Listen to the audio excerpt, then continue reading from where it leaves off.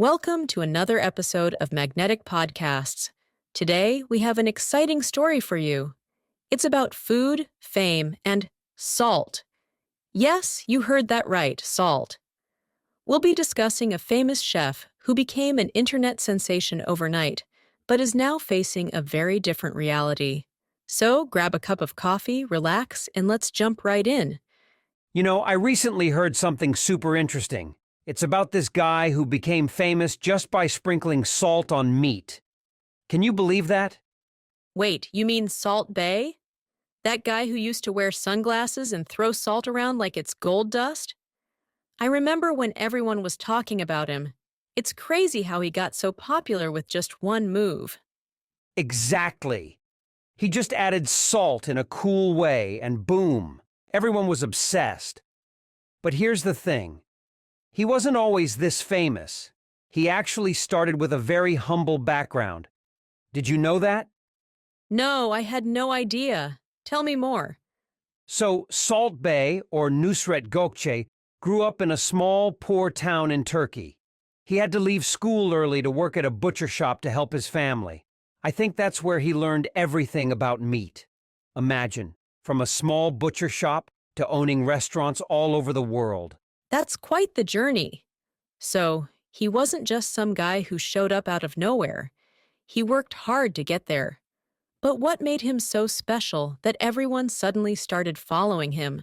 It was all thanks to one viral video back in 2017. He was slicing up a steak, and at the end, he did this smooth move where he let the salt fall from his fingers, down his arm, and onto the meat. It looked almost like a dance. People loved it and started calling him SALTBAE. Ah, yes. I remember that video. It was everywhere. And he looked like he was having so much fun. That's probably why it caught on. I bet a lot of people wanted to go to his restaurant just to see him in action. Absolutely. People were more interested in watching him than eating the food. That's when things really took off. He opened more restaurants, and everyone wanted a piece of SALTBAE's magic. Even celebrities went there just to take a picture with him. Imagine paying a lot of money not for the steak, but for a selfie with SALTBAE. Ha ha ha! That's true. But let's be real. Things didn't stay perfect for long, did they? No, not at all. Fame can be tricky, and it seemed like he wasn't ready for all the attention. People started complaining that his restaurants were too expensive. I saw one bill online where a customer spent more than $1,800 for just one night. Can you imagine that? Wow, that's insane. For what, some steak and a sprinkling of salt? Exactly. People started feeling like it wasn't worth it. But what's really surprising is that instead of addressing the complaints, SALTBAE just ignored them. He acted like it didn't matter. That's not a good look. Ignoring people who spend that much money? No wonder things started to go downhill for him. It gets worse. His employees even started speaking out against him. They said working for SALTBAE was like living in the Hunger Games. They were fired randomly and had to work under a lot of pressure. Some of them even accused him of taking their tips. That's terrible.